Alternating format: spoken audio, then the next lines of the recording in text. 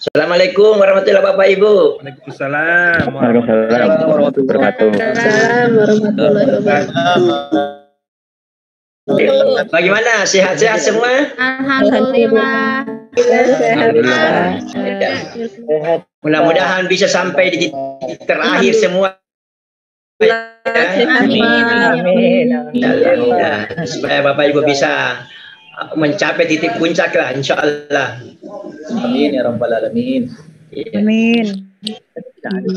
Baik, kita mungkin menunggu Ibu Nunung ya selaku narasumber, baru kita bisa mulai. Ini memang sudah lewat 9 menit dari jadwal yang kita sepakati ya di surat itu. Coba kita tunggu dulu Ibu Nunung. Kalau beliau sudah bergabung, kita mungkin sudah bisa juga mulai. Halo, assalamualaikum Pak Kabai. Ada saya Pak Kabai. Alhamdulillah ada Pak. Alhamdulillah, Bapak ini luar biasa. Ya, alhamdulillah. Saya kira Bapak ini kalau hari Ahad digunakan untuk refreshing dengan keluarga. Meeting jadi. Oh iya, terima kasih banyak Pak. Ya.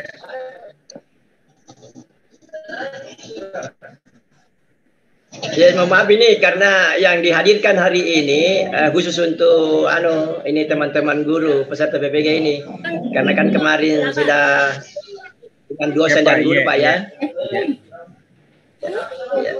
Memang rencana semula kemarin itu kita mau gabung, tapi ada kendala teknis sehingga saya bilang kalau begitu kita jadwalkan tersendiri lah. Iya Pak, supaya bisa memiliki persamaan persepsi semua Pak. Ya betul Pak, iya. Saya isi sebentar dulu Pak.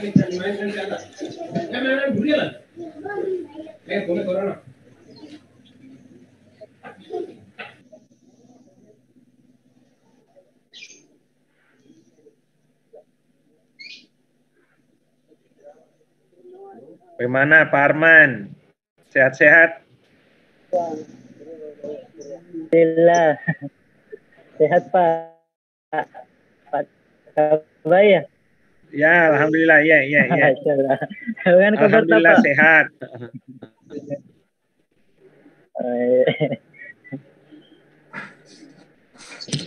Sudah hampir sampai tahap akhir ini ya, sudah hampir ya.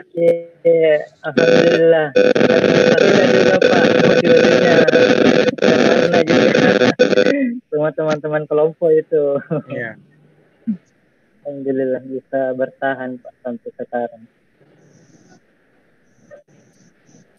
Ya, tahap 1 itu yang melakukan tahap 1 itu mungkinnya kan nanti tanggal 17 sampai 20 sudah hampir selesai. Berarti tanggal 20 November ini tahap yang pertama itu sudah selesai. Kemudian yang kedua terakhir nanti tanggal 26 sudah selesai format. Pak, ujiannya nanti Pak offline atau online Pak ya? Apanya? Ujiannya Pak, ujiannya dengan Tadi Daring semua. daring semua. Serius amat teh wajahnya. Serius amat teh wajahnya. Aku lagi ngeliatin banyak banget, Nancy juga ada. Tapi aku matiin kameranya.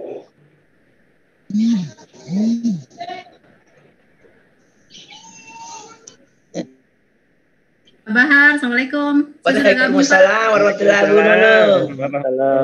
Ya, Rabe, Ibu Dr. Andi Faida mungkin sudah bergabung. Kalau sudah mungkin bisa dimulai di dulu deh. Ya, Ibu ada Dr. Andi Faida. Ya. Oh, alhamdulillah. Mungkin sudah bisa dimulai deh karena masalahnya mungkin agak lama waktunya juga nanti nih. Ya, silakan deh dimulai saja.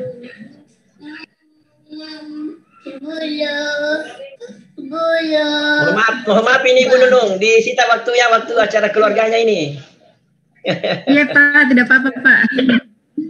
Ini jadi untuk teman-teman guru-guru ini. Baik Bapak dan Ibu, Bismillahirrahmanirrahim. Assalamualaikum warahmatullahi wabarakatuh. Waalaikumsalam warahmatullahi wabarakatuh. Waalaikumsalam warahmatullahi wabarakatuh. Baik, yang terhormat Koordinator PPG, Bapak Dr. Baharul MPD, yang saya hormati Ibu Nunung Anugrawati, yang akan memberikan penjelasan terkait UKIN dan portofolio. Pak Kabayi, tadi saya melihat bergabung.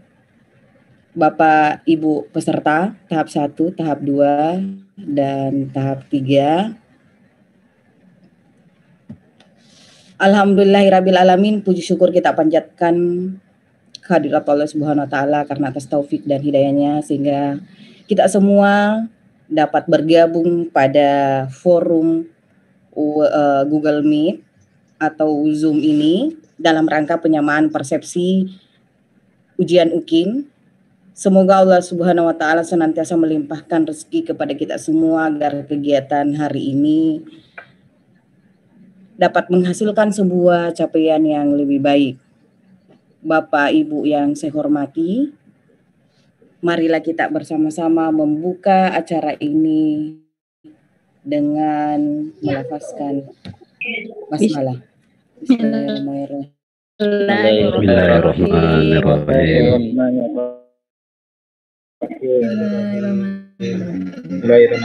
Bapak Ibu yang saya hormati, adapun kegiatan pertama yaitu penjelasan teknik tentang UKM PPG tahun 2020 yang akan disampaikan oleh Koordinator PPG Universitas Muhammadiyah Makassar kepada Bapak Dr. Baharul MPD. Dengan hormat saya persilakan.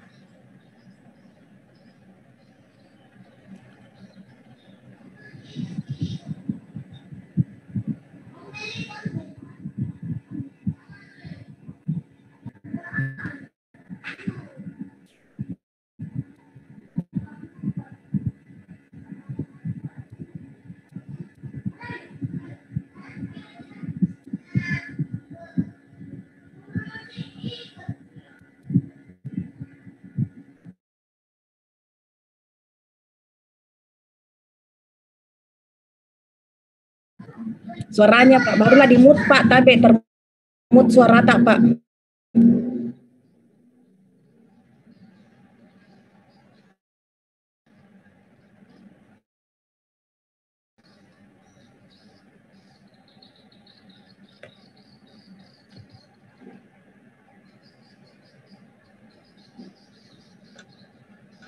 Sorry.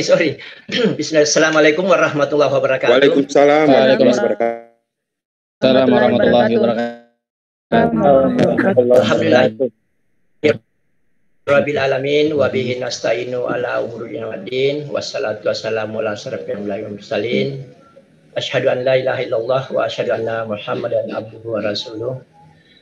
Yang saya hormati Ibu narasumber, Ibu Nunung Anugrawati SPDMPD, yang saya hormati Bapak Ibu Guru Pamong yang sempat bergabung di virtual ini, yang saya hormati teman-teman pengelola PPG, Ibu Dr. Andi Faida, teman-teman yang lain yang tidak sempat saya sebut. Bahagia, alhamdulillah, puji syukur kita panjatkan kepada Allah Subhanahu wa taala karena pada pagi menjelang siang hari ini masih diberi kekuatan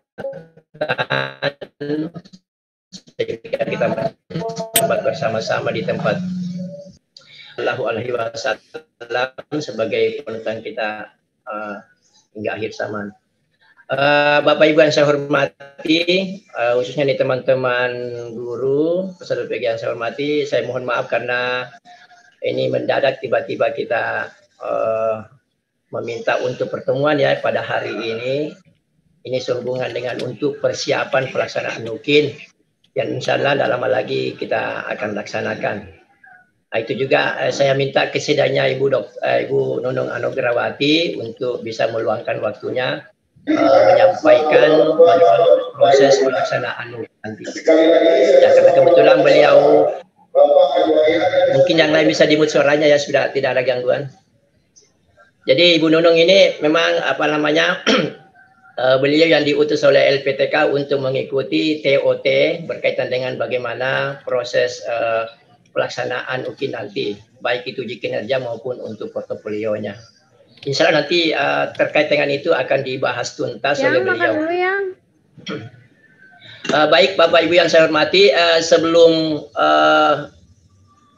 pemaparan materi nanti dari Ibu Nunung, mungkin saya sedikit akan menjelaskan terkait bagaimana teknis pelaksanaan uji kinerja mahasiswa pendidikan profesi guru. Materinya sudah masuk ya? Sudah bisa dilihat materinya? Belum. Tabe? Sudah. Iya Pak, sudah Pak. Sudah Pak. Sudah tampil ya? Sudah Pak. Iya, ya. Terlihat sudah Pak. Oke, sudah ya. Baik, Bapak Ibu yang saya hormati, terkait dengan pelaksanaan PPG ini, memang sesungguhnya ini sangat berbeda ya. Maaf saya terkait dengan uji kinerja mahasiswa ini.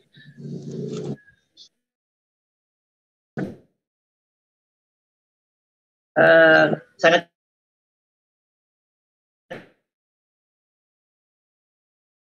berbeda dengan pelaksanaan pada tahun sebelumnya, karena pelaksanaan termasuk uji mahasiswa atau uji prakteknya.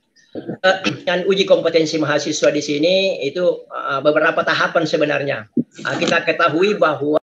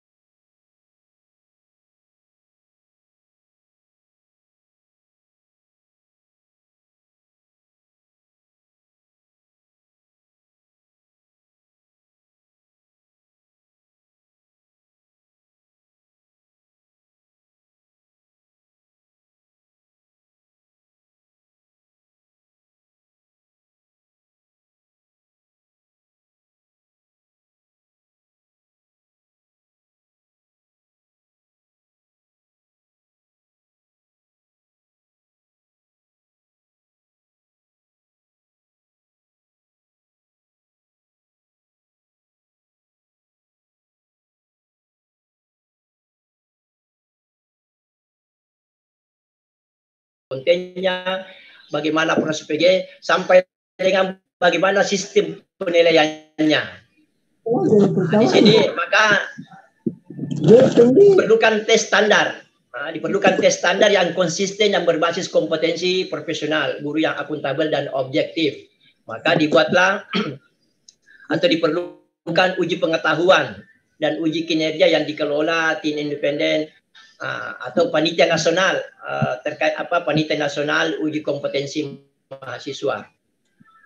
Kemudian maka ada penyelarasan antar indikator dengan kompetensi guru profesional.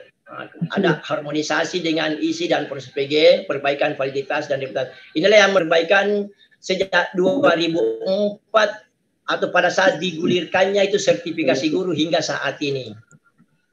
Di mana rasional atau dasar hukum terkait dengan uji kompetensi itu, kita melihat di peraturan pemerintah nomor 74 tahun 2008, kemudian itu diperbaiki pada peraturan pemerintah nomor 19 tahun 2017, khususnya di pasal 9 pada ayat 2, bahwa PPG diakhiri dengan uji kompetensi pendidik. Kemudian di ayat 3, uji kompetensi pendidik sebagaimana yang dimaksud pada ayat di atas, melalui ujian tertulis dan uji kinerja sesuai dengan standar kompetensi. Ujian tertulis di sini maksudnya adalah ujian CBT atau ujian melalui komputer, yaitu yang dikenal dengan istilah uji pengetahuan.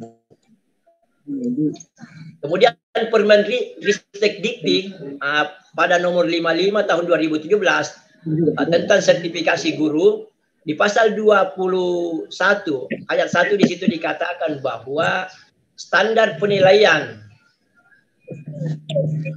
sebagaimana dimaksud pada pasal 17 ayat D merupakan kriteria minimal mengenai penilaian proses dan hasil belajar mahasiswa dalam rangka pemenuhan capaian pembelajaran lulusan program PPG.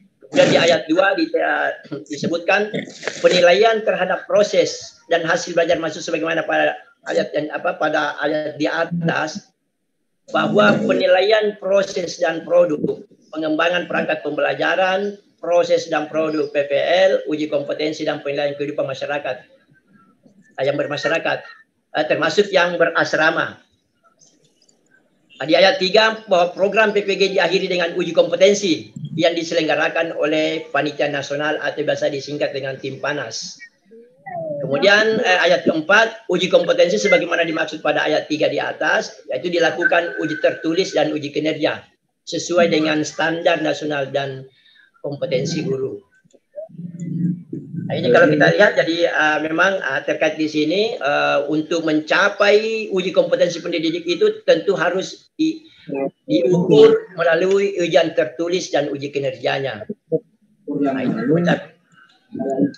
Selanjutnya karakteristik uji kompetensi mahasiswa PPG ini. Nah, ini kan sebagaimana kita ketahui bahwa ada 4 kompetensi yang harus dicapai oleh seorang guru yang profesional itu.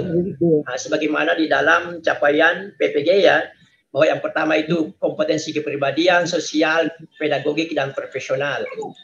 Nah, ini. Nah, maka untuk mencapai itu maka dilakukanlah uji kompetensi. Jadi ada 2 uji kompetensi nanti di sini yang akan diujikan kepada peserta PPG itu, yaitu yang pertama uji pengetahuan, ya tadi istilahnya uji tertulis ya, itu melalui CBT. Ini nanti durasi waktunya 180 menit. Nah, kemudian ada uji praktek. Nah, uji prakteknya nanti di sini uji kinerjanya ada 2, praktik pembelajaran dan portofolio. Nah, inilah yang membedakan pelaksanaan uji kinerja tahun lalu dengan tahun ini. Terkait dengan bagaimana proses praktik pembelajaran dan portofolionya, ini nanti yang akan dibahas secara tuntas oleh Ibu Nunung. Nah, kemudian kalau kita melihat, ini beberapa penyesuaian uji kompetensi mahasiswa. Jadi di situ kan uji kompetensi itu kan ada 2, ada UKIN, ada UP. Nah, di sini UKIN-nya itu yang melalui tadi praktik mengajar di sekolah asal. Kalau untuk saat tahun ini ya, kalau tahun lalu itu di sekolah mitra LPTK. Kemudian ada lagi portofolio. Nah, ini kalau terkait dengan portofolionya ini, karena mahasiswa PPG di Unismu ini semuanya ada dalam jabatan, maka karya 2 tahun, maka yang nanti akan dinilai itu adalah karya Bapak Ibu ini minimal maksimal 2 tahun atau sebelum PPG ya. Nah, ini nanti akan dijelaskan oleh Ibu Nunung bagaimana mekanismenya itu semua. Kemudian uji pengetahuannya itu tidak ada UP1, ada UP2. UP1 di sini adalah UP yang Bapak Ibu ketika Bapak Ibu ikut seleksi untuk lulus PPG atau tidak. Nah, karena Bapak Ibu sudah ikut PPG berarti Bapak Ibu sudah lolos di sini. Artinya semua yang ikut PPG itu adalah hasil seleksi UP1. Kemudian UP2 itu nanti yang akan dilaksanakan di akhir PPG ini. Perlu saya jelaskan kepada Bapak Ibu bahwa sesungguhnya uji kompetensi mahasiswa PPG ini itu di luar dari kegiatan proses PPG. Nah, makanya sehingga mudah-mudahan harapan kami selaku penyelenggara PPG Universitas Muhammadiyah Makassar ini, Bapak Ibu bisa mengikuti semua proses PPG nanti. Jadi mulai kemarin pendalaman materi hingga pada review PPL 2. Ya, karena ini syaratnya untuk ikut uji kinerja nanti itu adalah bagi mereka yang ikut atau menyelesaikan semua proses PPG-nya. Nah, jadi uji kompetensi mahasiswa ini adalah di luar dari kegiatan atau proses PPG. Oke, terkait dengan UKM PPG dalam jabatan, jadi nanti kan ada UKIM pembelajaran dan terkait dengan UKIM pembelajaran ya. Mengenai UKIM pembelajaran nanti itu disesuaikan dengan kondisi di daerah. Yang jelas nanti pelaksanaannya itu di sekolah sendiri. Sedangkan UP nanti itu mahasiswa nanti yang melaksanakan uji pengetahuannya inti bebas memilih tempat di mana mereka berdomisili. Jadi bisa mencari LPTK penyelenggara PPG nanti untuk ikut uji pengetahuannya di sana. Misalnya Karena saya lihat di peserta PPG Universitas Muhammadiyah Makassar ini lebih banyak dari Jawa, nanti bisa memilih apakah di Jawa Timur, di sana banyak ada UNESA, ada Malang, Universitas Negeri Malang, ada Muhammadiyah Malang, ada Muhammadiyah Jember, ada Negeri Jember. Yang jelas silakan mencari LPTK terdekat di daerahnya itu. Nah, ini kan memang dengan pertimbangan ini masih berada pada situasi pandemi COVID. Nah, itu boleh bebas memilih atau bisa juga memilih di Unismu. Tapi itu tergantung nanti. Yang jelas nanti ketika Bapak Ibu mendaftar ya silakan nanti memilih di situ. Kemudian terkait nanti uji kinerjanya, itu karena di sini ada dua pilihan. Itu apakah nanti kondisi daerah tempat uji kinerjanya nanti itu dia hijau atau non hijau. Non hijau di sini bisa merah, bisa abu-abu, bisa apa ya. Yang jelas dia bukan hijau. Kalau misalnya di daerah kondisi daerahnya itu hijau, berarti dia bisa melakukan real teaching di kelas. Artinya proses pembelajaran dilaksanakan itu adalah tatap muka. Tapi kalau misalnya di daerah asalnya itu atau di sekolahnya itu nanti ketika melaksanakan uji kinerja, kalau misalnya di daerah non hijau ya, dia bisa melakukan daring, real teaching daring, kemudian bisa juga non pembelajaran dengan siswa imajiner. Ini imajiner maksudnya ini seakan-akan ada siswa di situ. Tapi saya pikir mungkin hanya dua kemungkinan yang akan dilaksanakan nanti. Ketika kondisi daerahnya itu hijau, maka dia melaksanakan real teaching di kelasnya atau offline ya, tatap muka langsung. Sedangkan kalau daring, daring dia menggunakan real teaching daring. Dari proses UKIN-nya nanti pembelajarannya itu tetap nanti direkam. Jadi ini bedanya. Kalau di PPL-nya kemarin itu durasinya itu berapa? 7 sampai 15 menit kalau tidak salah ya. Tapi khusus untuk ya 10 menit, Pak. Ya. Gimana, Pak? Sampai 10 menit, 7 sampai 10 menit. Oh, 7 sampai 10 menit ya. Oke, enggak apa-apa. Itu kan khusus untuk latihan toh yang di PPL itu, PPL 1, kemudian lanjut PPL 2. Tapi khusus untuk nanti UKIN-nya nanti ini, maka rekaman video itu diedit, durasinya menjadi minimal 30 menit, maksimal 40 menit. Kemudian kegiatan pendahuluan. Yang jelas di dalam rekaman itu ada kegiatan pendahuluan, inti dan penutup. Ini juga perlu saya sampaikan. 3 hari sebelum pelaksanaan UKIN-nya nanti itu, Bapak Ibu sudah harus menyerahkan rekaman video pembelajarannya termasuk portofolionya itu ke pengelola. Karena 3 hari sebelumnya itu kami sudah persiapkan untuk menyerahkan ke masing-masing penguji UKIN, baik kepada dosen penguji maupun kepada guru pamong. Itu. Jadi itu ya, nanti kita lihat ada jadwalnya nanti kapan mulai UKIN-nya. Apa saja yang perlu diserahkan, Pak? Gimana, Bu? Mohon bisa diulang apa saja yang perlu. Ini tunggu dulu. Terkait nanti, ini saya ngomong terlalu cepat ya? Tidak, Ji, Pak. Halo? Ya, tidak, Ji. Saya ini agak cepat karena masalahnya ini Ibu Nun nanti ini agak panjang materinya karena mungkin nanti ya. Jadi saya ambil sedikit kecepatan 90 menit per kilometer. Maaf ya. Ya. Jadi begini Bu, terkait nanti proses pembelajarannya itu yang direkam itu nanti diedit menjadi durasinya 30 hingga 40 menit. Jadi rentannya 30 sampai 40 menit ya. Kemudian di dalam rekaman itu yang jelas ada kegiatan pendahuluan, ya, misalnya membuka persepsi dan seterusnya.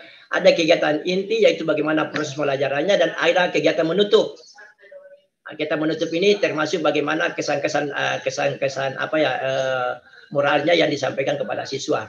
Itu jadi kemudian terkait nanti dengan RPP-nya itu dan portofolionya, kami penyelenggara PPG menerima paling lambat 3 hari sebelum UKIN itu dilaksanakan.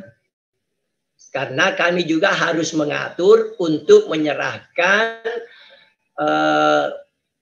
RPP dan portofolionya itu kepada penguji, kepada dosen penguji dan guru pamong penguji. Itu Bu ya. Nanti kami akan tayangkan di sini kapan pelaksanaan UKIN tahap pertama, tahap kedua, dan tahap ketiga.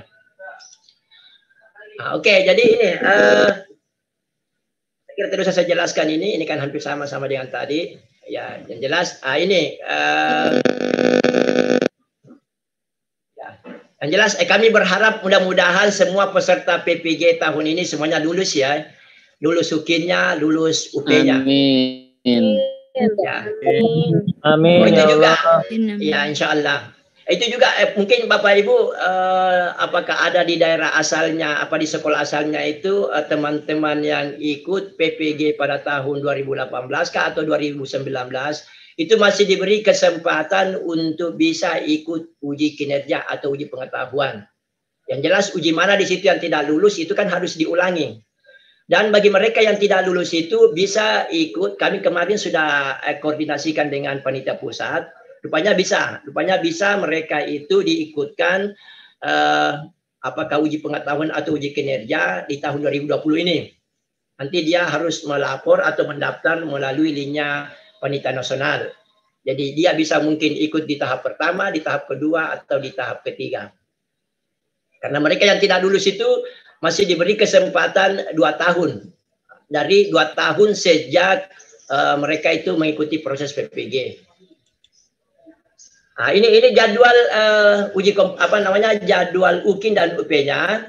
Jadi kalau kita lihat jadwal UKIN, angkatan pertama itu mulai tanggal 17 sampai 20 November. Ini rentangnya. Bisa kita laksanakan apakah 1 hari atau 2 hari, tergantung nanti pesertanya itu. Jadi ini kita hanya diberi rentang mulai tanggal 17 hingga tanggal 20 November untuk di tahap pertama proses pelaksanaan UKIN. Kemudian di angkatan kedua itu rentangnya 23 hingga 26 November. Kemudian angkatan ketiga rentangnya 30 November hingga 3 Desember. Kalau angkatan keempat kita tidak ada. Karena angkatan keempat ini di LPTK yang menyelenggarakan kalau tidak salah itu program PGSD ya. Kebetulan di UNISMO ini kan tidak ada program PGSD. Sedangkan untuk uji pengetahuannya itu 21 hingga 20 November.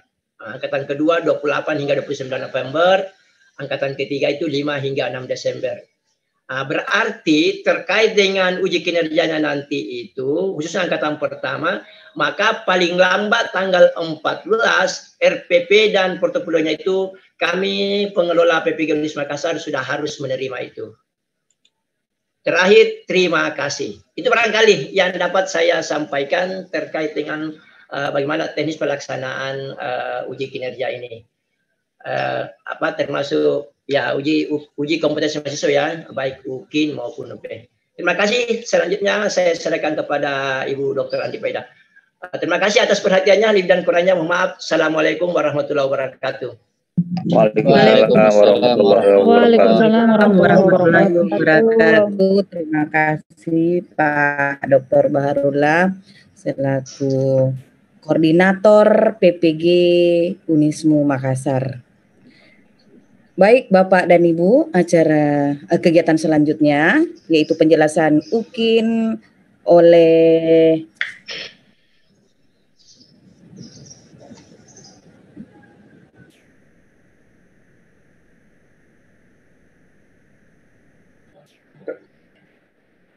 termute suara Anda Bu Andi. Astagfirullahaladzim. Ya Allah. Baik, terima kasih Pak Koordinator PPG, Bapak Dr. Baharullah MPD selaku Koordinator PPG Unismu Makassar. Baik, selanjutnya penjelasan terkait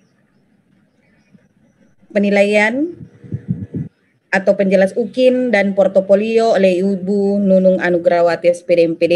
Namun sebelumnya minta maaf dulu Ibu Nunung, baik Bapak dan Ibu, kiranya menampilkan gambarnya karena materi ini adalah materi yang sangat penting Bapak dan Ibu, dan ini hanya dilaksanakan 1 kali. Jadi mohon Bapak dan Ibu perhatiannya untuk materi yang akan disampaikan oleh Ibu Nunung. Baik, dengan hormat saya persilakan kepada Ibu Nunung Anugrawati, SPD MPD. Silakan Ibu. Baik, terima kasih Ibu Dr. Andi Faida. Terima kasih banyak. Yang saya hormati Bapak Koordinator PPG, Bapak Dr. Baharullah. Kemudian ada juga beberapa guru pamong yang ikuti, ada Pak Kabai, ada Pak Kabai dan Bapak Ibu peserta PPG dalam jabatan. Assalamualaikum warahmatullahi wabarakatuh. Waalaikumsalam warahmatullahi wabarakatuh. Bapak Ibu yang saya hormati, sekarang kita sudah berbicara tentang UKIN, artinya Bapak Ibu sudah hampir berada di program PPG ini.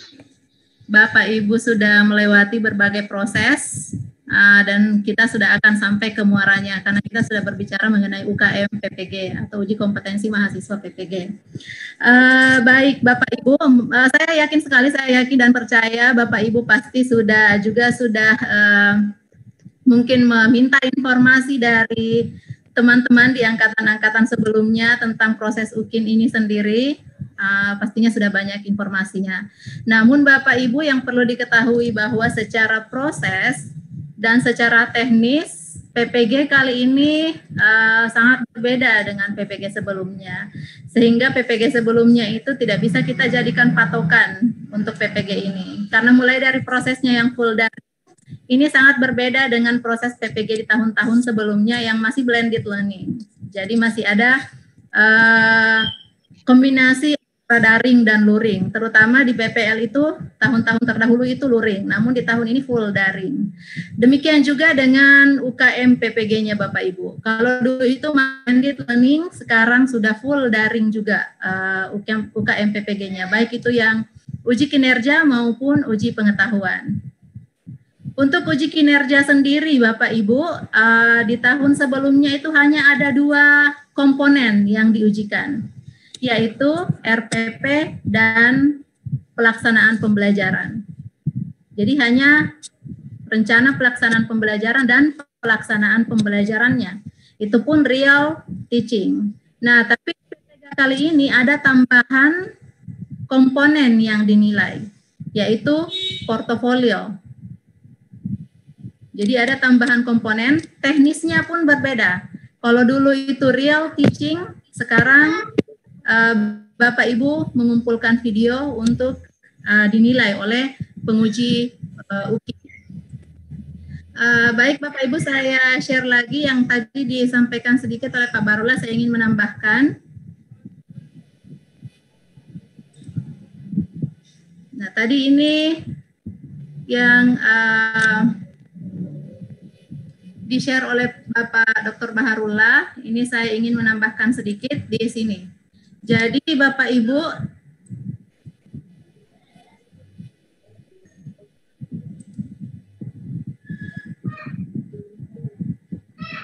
nah tadi sudah dijelaskan oleh Pak Baharullah sedikit di sini bahwa Bapak Ibu yang berada di zona hijau, artinya sudah diperbolehkan untuk melakukan pembelajaran luring, maka Bapak Ibu boleh melakukan pembelajaran real teaching di kelas yang kemudian divideokan dan dikirim untuk dinilai oleh penguji UKIN.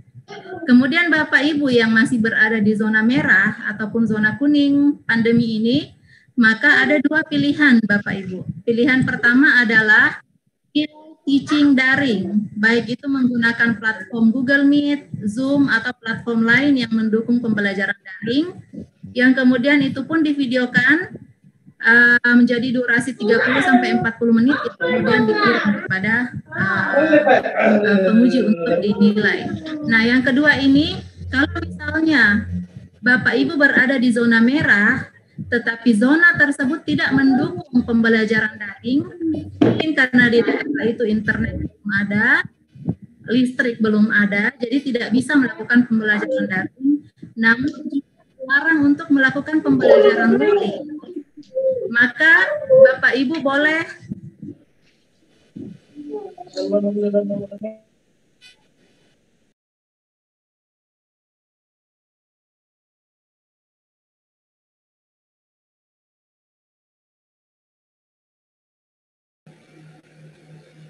disconnect kayaknya, Bu. Jaringannya, Bu. Iya, jaringan. Disconnect kayaknya. Ada tablet. ya mohon maaf Bapak Ibu, jaringan saya tiba-tiba hilang. Bapak Ibu sudah bisa di halo? Iya Bu, sangat jelas sekali. Ya. Mungkin yang lain Bapak Ibu tolong di-mute suaranya supaya tidak mengganggu materi yang disampaikan oleh Ibu Nunung. Ya. Baik Bapak Ibu. Baik, silakan Ibu. Saya ulangi lagi, yang tadi yang zona hijau itu sudah jelas ya Bapak Ibu. Jadi Bapak Ibu bisa melakukan real teaching di kelas yang kemudian divideokan. Kemudian Bapak Ibu yang berada di zona merah ataupun zona kuning yang belum mendapatkan izin dari pemerintah setempat untuk melakukan pembelajaran secara luring, maka Bapak Ibu bisa melakukan pembelajaran daring yang divideokan. Jadi platformnya bisa apa saja, bisa Zoom, bisa Google Meet, atau platform lain yang mendukung pembelajaran daring.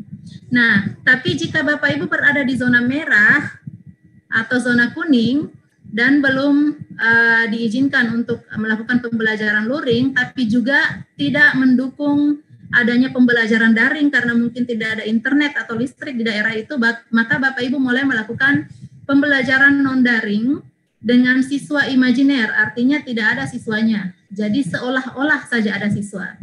Jadi Bapak Ibu merekam diri sendiri seolah-olah ada siswa. Tapi untuk yang ini untuk memang khusus untuk daerah tertentu yang tidak terdukung, yang tidak mendukung pembelajaran daring. Dan ini juga harus ada surat pernyataannya Bapak Ibu di atas materai. Jadi ini memang keadaan khusus kalau untuk yang ini. Oke, ini tadi sudah dijelaskan oleh Pak Baharullah sebagian. Jadi Bapak Ibu itu ada UKIN dan UP. Kalau UKIN itu dinilai oleh dosen dan guru pamong dari LPTK, sementara UP-nya itu uji pengetahuan ini dia di luar dari program PPG yang Bapak Ibu ikuti sekarang, proses PPG yang Bapak ikuti sekarang. Jadi ini uji pengetahuan ini biasanya yang membuat banyak sekali yang mengulang. Kalau dulu di tahun-tahun sebelumnya di LPTK kita itu biasanya ada pendampingan uji pengetahuan. Saya belum tahu lagi untuk sekarang ini karena kita pembelajarannya daring, jadi kemungkinan agak sulit untuk melakukan pendampingan UP ini. Jadi di sini kita membahas soal-soal yang mungkin masuk di UP, tapi untuk sekarang saya belum tahu seperti apa lagi prosesnya. Apakah tetap ada yang seperti itu nanti bisa ditanyakan kepada Bapak Baharullah, Bapak Dr. Baharullah. Nah, di sini biasanya yang dua proses ini yang menentukan lulus tidaknya Bapak Ibu. Jadi nilai UP itu harus minimal 70, nilai UKIN juga harus minimal 70. Jadi kalau misalnya Bapak Ibu lulus di UKIN, anggaplah Bapak Ibu memiliki nilai 85 di UKIN, tetapi di UP hanya 65, maka itu dinyatakan tidak lulus PPG. Karena kedua jenis ujian ini harus lulus Bapak Ibu. Jadi untuk menyatakan lulus atau tidak lulusnya itu bukan ditambah kemudian dibagi dua menjadi minimal 70, tetapi semuanya harus minimal 70. UKIN minimal 70 dan UP juga minimal 70 untuk bisa dinyatakan lulus UP. Ini jadwalnya tadi juga sudah disampaikan oleh Pak Baharullah. Jadi 17 sampai 20 November itu untuk angkatan 1 ini hanya 2 hari, hanya tanggal 17 dan 18 Bapak Ibu bisa melakukan perekaman di sini. Jadi Bapak Ibu coba perhatikan nomor 3, pengisian portofolio itu dimulai pada tanggal 14 November sampai tanggal 17. Jadi di rentang 4 hari ini Bapak Ibu mengisi portofolio. Untuk portofolionya sendiri akan saya jelaskan sebentar. Tapi untuk jadwal-jadwalnya silakan Bapak Ibu lihat dan catat bahwa pengisian portofolio itu dimulai pada tanggal 14 November. Jadi untuk tahap 1 itu sepertinya hari terakhir dari review PPL. Jadi untuk yang tahap 1 ini yang paling dekat waktunya dari sekarang. Karena di tahap 1, baik yang bahasa Indonesia maupun bahasa Inggris itu review PPL 2-nya berakhir di tanggal 14. Berarti ini sudah berkejar-kejaran waktunya Bapak Ibu. Jadi tanggal 14 sampai tanggal 17 November itu sudah pengisian portofolio. Kemudian untuk tahap 2 ini adalah tanggal 20 sampai 23 November dan Bapak Ibu yang berada di tahap 3 itu tanggal 27 sampai 30 November. Nah, kemudian untuk praktek pembelajarannya atau perekaman videonya itu Bapak Ibu laksanakan untuk tahap 1 di tanggal 17 dan 18 November. Jadi tanggal 17 dan 18 November, hanya 2 hari itu Bapak Ibu. Jadi Bapak Ibu bisa memilih di hari apa Bapak Ibu ingin melakukan perekaman.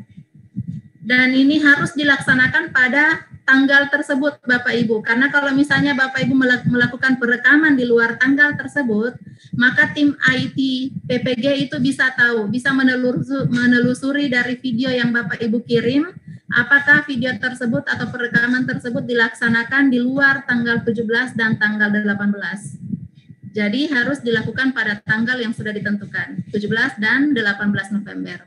Jadi Bapak Ibu bisa memilih di 2 hari tersebut di tanggal yang mana Bapak Ibu akan melakukan perekaman. Kemudian Bapak Ibu mengedit menjadi 30 sampai 40 menit untuk kemudian diunggah di sistem UKM PPG. Jadi Bapak Ibu kemungkinan nanti ini akan dijelaskan oleh Pak Samsah nantinya. Kemungkinan Bapak Ibu akan mengunggah ke sistem UKM PPG video, kemudian pengisian portofolio juga langsung diunggah di sistem. Nah, di sini di tanggal 18 dan 19, oh ya, gini, upload link Google Drive. Jadi itu di linknya di-upload ke sistem, Bapak Ibu, tanggal 18 dan tanggal 19. Jadi Bapak Ibu yang melakukan perekaman pada tanggal 17, itu kemudian mengedit dan pada tanggal 18 mengupload. Jadi Bapak Ibu yang melakukan perekaman pada tanggal 18, diedit dan kemudian pada tanggal 19 maksimal, itu di-upload. Karena penilaian dari dosen penguji dan guru penguji itu maksimal tanggal 20. Sehingga Bapak Ibu tidak boleh melebihi tanggal 19 untuk penguploadannya. Ini, jadi begitu sudah terupload, ini maksimal tanggal 20 November sudah harus selesai dinilai oleh dosen penguji dan juga guru penguji. Kemudian untuk tahap 1, Ibu tanggal 21 dan tanggal 22 November. Seperti yang sudah dijelaskan oleh Bapak Baharullah tadi bahwa Bapak Ibu boleh memilih LPTK terdekat dari tempat Bapak Ibu berdomisili untuk melaksanakan UP. Jadi LPTK penyelenggara PPG terdekat dari tempat Bapak dan Ibu itu bisa dipilih untuk melakukan uji pengetahuan. Kemudian kalau misalnya di tempat terdekat Bapak Ibu tidak ada LPTK penyelenggara PPG, itu nanti bisa di LPMP. Bisa dilaksanakan di LPMP, tetapi penyelenggaranya tetap LPTK. Jadi seperti itu Bapak Ibu.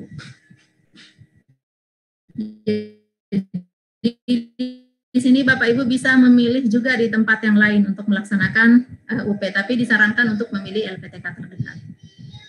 Baik.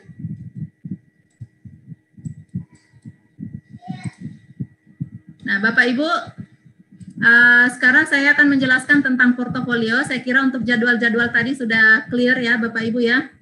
Ya, sudah Bu. Dicatat. Bentar akan saya kirimkan di. Oke, terima kasih. Akan saya kirimkan juga sebentar jadwal-jadwal tersebut di kolom chat, Bapak Ibu. Insya Allah sebentar ya. Tolong diingatkan lagi kalau saya lupa. Sekarang kita akan masuk ke bagian portofolio, Bapak Ibu. Ini adalah Ini adalah hal yang baru, komponen penilaian baru dalam UKM PPG tahun ini, yaitu portofolio.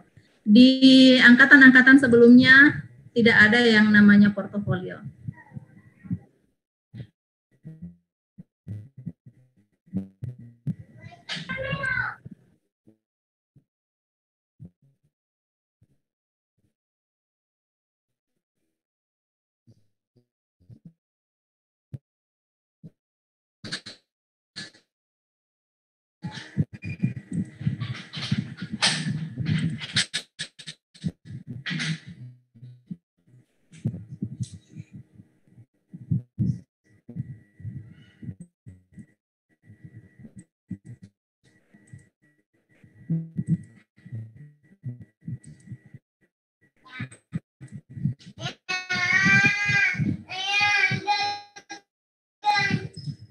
Oke, bisa terlihat? Bisa, Bu, jelas. Bisa, Bu. Jelas, Ibu. Terima kasih. Bapak Ibu ketahui, PPG ini capaian pembelajaran sebenarnya yang perlu Bapak Ibu capai. Dan portofolio ini adalah capaian pembelajaran yang ketujuh, yaitu mampu mengembangkan diri secara berkelanjutan sebagai guru profesional. Dan hal tersebut dibuktikan dengan adanya portofolio yang Bapak Ibu kumpulkan.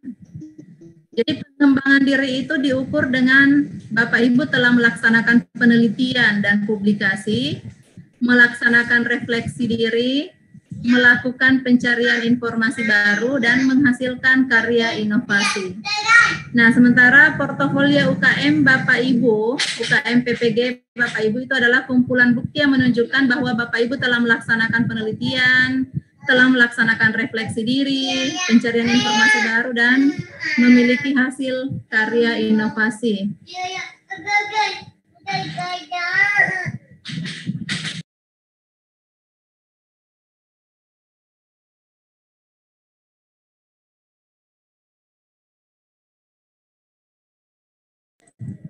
Maaf ya Bapak Ibu, ada gangguan teknis dari anak-anak. Nah, jadi 4 hal tersebut, portofolio tersebut itu merupakan kumpulan bukti yang Bapak Ibu kumpulkan selama 2 tahun terakhir dan semasa menjadi mahasiswa PPG.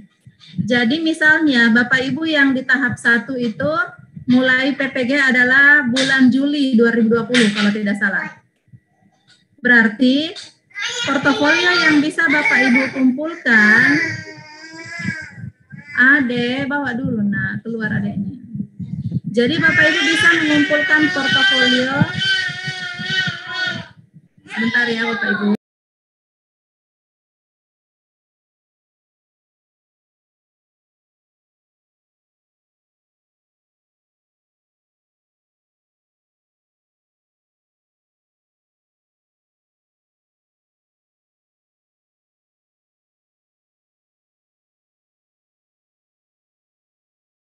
Baik, jadi Bapak Ibu yang di tahap 1 mulai PPG kemarin itu bulan Juli 2020. Berarti Bapak Ibu boleh mengumpulkan portofolio yang Bapak Ibu dapatkan mulai bulan Juli 2018. Berarti di atas bulan Juli 2018 itu tidak bisa diklaim sebagai portofolio yang bisa dimasukkan sebagai bukti dalam UKM PPG. Nah, kemudian semasa menjadi mahasiswa PPG, jadi sejak bulan Juli 2020 sampai sebelum tanggal 14 November 2020, itu juga bisa diklaim sebagai portofolio yang dihasilkan untuk sebagai bukti dalam UKM PPG. Jadi sekitar 2,5 tahun sebenarnya, karena 2 tahun terakhir sebelum PPG dan semasa menjadi mahasiswa PPG. Jadi Bapak Ibu yang di tahap 1 itu bisa memulai mencari portofolionya mulai dari bulan Juli 2018. Sementara Bapak Ibu yang berada di tahap 2 itu sepertinya mulai bulan 8 ya, bulan Agustus. Bapak Ibu yang di tahap 3 juga mulainya akhir Agustus kalau tidak salah. Jadi tinggal berhitung dari bulan tersebut Bapak Ibu. Jadi 2 tahun terakhir itu dihitung dari situ. Nah, apa saja 4 komponen portofolio yang tadi? Yaitu melaksanakan penelitian dan publikasi. Nah, ini dibuktikan dengan memiliki laporan penelitian atau artikel yang diseminarkan atau dibahas di forum ilmiah tertentu. Misalnya Bapak Ibu melakukan penelitian, kemudian mempublikasi di jurnal, atau Bapak Ibu mengikuti konferensi internasional atau konferensi nasional, kemudian mempresentasikan hasil penelitiannya yang kemudian dimuat dalam prosiding. Kemudian artikel yang dimuat dalam jurnal ilmiah terakreditasi maupun tidak. Kemudian tulisan-tulisan Bapak Ibu yang dimuat di media massa juga boleh diklaim. Yang penting hal tersebut atau tulisan tersebut relevan dengan mata pelajaran yang Bapak Ibu ampu. Kalaupun tidak relevan secara langsung dengan mata pelajaran yang diampu, baik itu bahasa Inggris maupun bahasa Indonesia, maka boleh juga yang berhubungan dengan pendidikan. Jadi kalau tidak secara langsung relevan dengan mata pelajarannya, maka yang relevan dengan bidang pendidikan. Tapi kalau misalnya Bapak Ibu mempunyai tulisan di media massa soal politik, soal pemilihan presiden dan lain-lain, itu tidak bisa diklaim Bapak Ibu. Kecuali kalau dia ada hubungannya dengan pendidikan. Sementara Bapak Ibu yang misalnya sudah menyelesaikan program S2 dan S3, memiliki tesis dan disertasi, maka hasil karya tersebut, baik berupa tesis maupun disertasi atau makalah yang dihasilkan untuk pemenuhan tugas akademik, tidak dapat dimasukkan sebagai bukti pelaksanaan penelitian dan publikasi. Kemudian yang kedua Bapak Ibu adalah refleksi diri. Nah ini refleksi diri di sini ada 3 poin, yaitu perencanaan, pelaksanaan, dan pengevaluasian pembelajaran. Jadi misalnya, di semester lalu Bapak Ibu merasa bahwa ada sesuatu yang bermasalah dengan proses pembelajaran, sehingga di semester berikutnya Bapak Ibu merencanakan perbaikan untuk proses pembelajaran tersebut. Dibuktikan misalnya dengan RPP, dibuktikan dengan hasil-hasil pembelajaran pada semester sebelumnya dan semester kemudian setelah dilaksanakan perbaikan menjadi seperti apa hasil-hasil pembelajarannya, itu yang kemudian dianggap sebagai proses refleksi diri, dan bukti-bukti tersebut bisa dimasukkan sebagai bukti portofolio. Kemudian misalnya juga Bapak Ibu merasa bahwa di semester sebelumnya entah kenapa siswa Bapak dan Ibu tidak bisa menyerap materi dengan baik, sehingga Bapak Ibu melakukan penelitian untuk mengetahui kenapa bisa terjadi seperti itu. Nah, ini juga bisa dimasukkan dalam poin refleksi diri dalam bagian melaksanakan penelitian. Atau mungkin karena setelah merefleksi Bapak Ibu kemudian menciptakan media yang bisa membantu siswa, maka itu juga masuk dalam poin refleksi diri. Jadi Bapak Ibu, ketika Bapak Ibu melakukan refleksi, di semester sebelumnya terjadi permasalahan ini dan itu, sehingga di semester ini Bapak Ibu melakukan perbaikan, maka bukti-bukti perbaikan tersebut bisa Bapak Ibu masukkan atau klaim sebagai portofolio di poin refleksi diri. Jadi di poin refleksi diri ini Bapak Ibu bisa memasukkan mungkin nilai-nilai di semester lalu dan di semester ini yang setelah dilakukan refleksi diri sehingga terjadi peningkatan nilai. Kemudian RPP yang menjadi bukti bahwa Bapak Ibu melakukan perbaikan di semester sebelumnya, mungkin RPP-nya sederhana atau biasa-biasa saja, tapi RPP kali ini Bapak Ibu mungkin sudah menggunakan media yang beragam, menggunakan sumber belajar yang beragam, metode yang kemudian terkini, sehingga terjadi perbaikan dalam pembelajaran sebagai hasil refleksi diri yang Bapak Ibu lakukan. Nah, yang ketiga adalah pencarian informasi baru Bapak Ibu. Nah, di sini hal ini dibuktikan dengan Bapak Ibu mengikuti diklat misalnya, mengikuti lokakarya atau workshop, mengikuti seminar, webinar, atau konferensi. Apalagi di masa pandemi ini banyak sekali webinar Bapak Ibu gratis dan Bapak Ibu bisa ikut kapan saja, atau kegiatan-kegiatan lain yang mendukung peningkatan kualitas diri. Untuk poin-poinnya sendiri atau skor-skor yang Ibu dapatkan Bapak Ibu dapatkan ketika mengikuti diklat, lokakarya, dan seminar, itu juga akan saya jelaskan nanti berapa skor yang Bapak Ibu dapatkan ketika ikut kegiatan-kegiatan ini. Jadi ini yang dimaksud sebagai poin mencari informasi baru. Dan yang terakhir adalah menghasilkan karya inovasi Bapak Ibu. Ya, jadi ini menunjukkan adanya pengembangan profesi dengan menghasilkan karya yang sesuai dengan profesi yang Bapak Ibu miliki. Yang sebagai guru, karya-karya yang paling umum Bapak Ibu buat itu tentunya seperti buku, modul, diktat atau media pembelajaran. Kalau di sini karena kita di bahasa Indonesia dan bahasa Inggris, itu sepertinya tidak ada karya teknologi seni dan olahraga ya Bapak Ibu.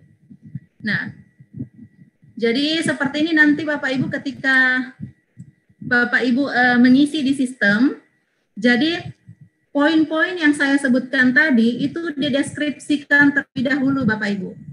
Jadi misalnya untuk penelitian dan publikasi, maka di sini Bapak Ibu membuat deskripsi diri terlebih dahulu. Misalnya pada tahun sekian saya melaksanakan penelitian yang kemudian terpublish di jurnal ini sebanyak berapa jenis penelitian atau berapa jenis artikel. Jadi itu dideskripsikan dulu.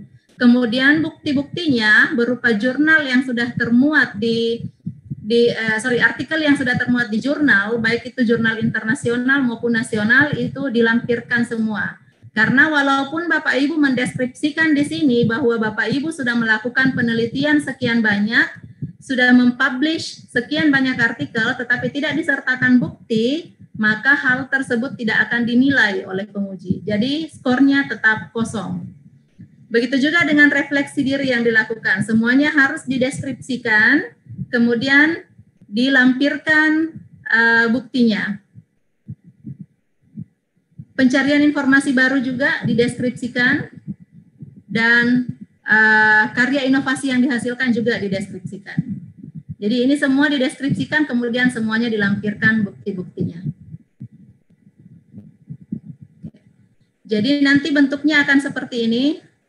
Ini buktinya, misalnya judul dan penulis di sini, kemudian ada jenis karyanya yaitu hasil penelitian, tempat publikasinya adalah nama jurnal misalnya, tahun terbit dan keterangan. Misalnya Bapak Ibu berkolaborasi dengan 2 orang, Bapak Ibu sebagai penulis pertama atau sebagai penulis kedua, itu juga masing-masing ada berbeda skornya. Nah, jadi di sini tempat bukti-bukti tersebut diunggah atau diupload Bapak Ibu. Jadi nanti kalau untuk sistem unggahannya itu mungkin akan ada penjelasan nanti dari Pak Samsa, mungkin akan diatur lagi waktunya oleh pengelola, karena pastinya Bapak Ibu harus tahu kemana harus mengupload bukti-bukti yang sudah Bapak Ibu kumpulkan.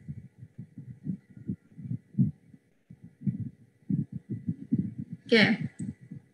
Jadi nanti portofolio yang sudah Bapak Ibu kumpulkan itu akan dinilai oleh 1 dosen penguji dan 1 guru penguji. Nah, tadi jadwal-jadwalnya sudah saya jelaskan. Nah, ini untuk skornya Bapak Ibu. Jadi misalnya Bapak Ibu melakukan publikasi di jurnal internasional, itu skornya 3. Kalau melakukan publikasi di jurnal nasional yang Sinta 1 dan Sinta 2, maka itu skornya 2,5. Publikasi di jurnal yang tidak termasuk di Sinta 1 dan Sinta 2, tapi bisa di Sinta 3 sampai Sinta 6, memiliki ISSN dan DOI, maka itu skornya 2. Kalau jurnal nasional tidak terakreditasi, tidak memiliki ISSN dan DOI, maka skornya 1,5. Kalau Bapak Ibu memiliki laporan hasil penelitian dan telah diseminarkan di sekolah, maka itu skornya 1. Kalau laporan hasil penelitian Bapak Ibu belum diseminarkan, itu skornya 0,5. Kemudian kalau misalnya Bapak Ibu pernah ikut konferensi internasional, sehingga tulisan Bapak Ibu dimuat di proceeding, maka itu juga skornya 3, jadi dia sama dengan jurnal internasional. Kemudian karya ilmiah di proceeding nasional 2,5, karya ilmiah di proceeding provinsi 2. Kemudian kalau misalnya Bapak Ibu memiliki tulisan atau karya ilmiah di media nasional, mass media, maka poinnya 1,5. Kemudian di mass media provinsi, kabupaten atau web resmi, maka itu 1 poinnya. Nah, kemudian kalau misalnya Bapak Ibu melakukan penelitian secara berjamaah atau berkelompok, ini kalau misalnya 2 orang, maka Bapak Ibu yang kalau bertindak sebagai penulis utama, maka skornya 60%. Jadi kalau misalnya di jurnal internasional, Bapak Ibu skor 3, maka kalau dilakukan berdua, Bapak Ibu di penulis pertama misalnya skornya 1,8, dan kalau Bapak Ibu berada di sebagai penulis kedua, maka skornya 1,2. Nah, jadi ini ada pembagian-pembagian lagi. Nah, untuk kegiatan refleksi diri sendiri itu skornya 0,5 semua. Jadi baik itu Bapak Ibu melakukan perbaikan pembelajaran dengan asesmen, kemudian ada RPP sebagai bukti, maka skornya 0,5. Kemudian melakukan refleksi dengan pelaksanaan penelitian, skornya juga 0,5. Melakukan refleksi dengan mengembangkan karya inovasi, baik itu berupa media pembelajaran, maka skornya 0,5. Nah, untuk Bapak Ibu yang mengikuti diklat fungsional maupun teknis, jika jamnya lebih dari 960, maka skornya 15. Kalau, jadi ini masing-masing ada skornya, paling sedikit itu 30 jam.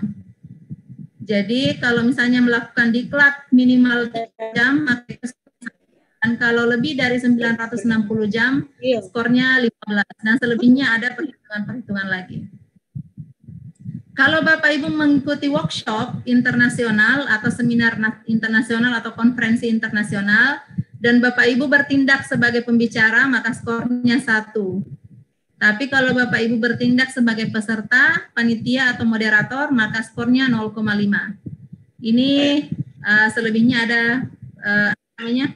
semakin rendah levelnya, maka semakin rendah juga nilainya. Kalau internasional 1, regional 0,8, nasional 0,7, dan semakin ke bawah ke sekolah 0,2. Jadi semakin rendah levelnya, maka semakin rendah juga skornya. Kemudian kalau misalnya ada paket kegiatan guru, anggaplah misalnya di sekolah ada penyusunan modul dan lain-lain, maka Bapak Ibu mendapatkan skor 0,35. Tolong bertanya, tolong buka mikrofonnya.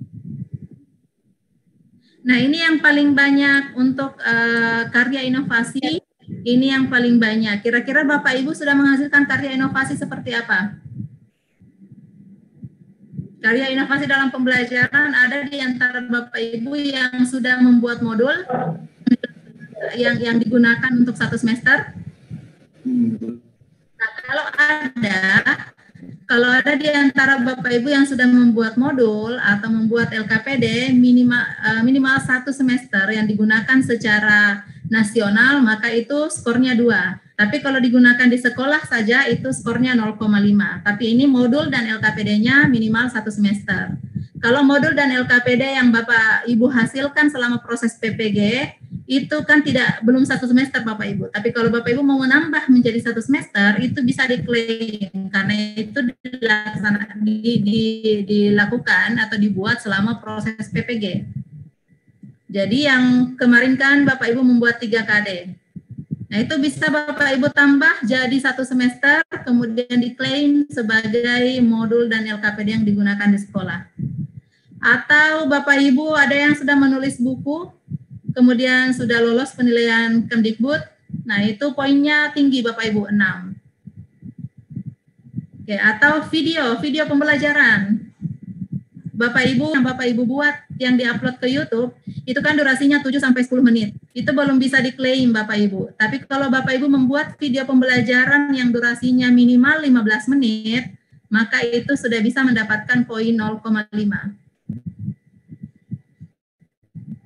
Jadi ada yang pernah menulis book chapter misalnya, atau bunga rampai, itu bisa diklaim Bapak Ibu. Apalagi kalau sudah terbit, penerbitnya ber-ISBN, itu skornya tinggi. Nah, ini tidak perlu saya jelaskan ya Bapak Ibu yang mana yang termasuk karya teknologi kompleks, karena ini lebih kepada teknis yang di SMK. Oke. Nah, untuk scoringnya sendiri, tadi kan skornya itu hanya berupa angka-angka single. angka 2, 3.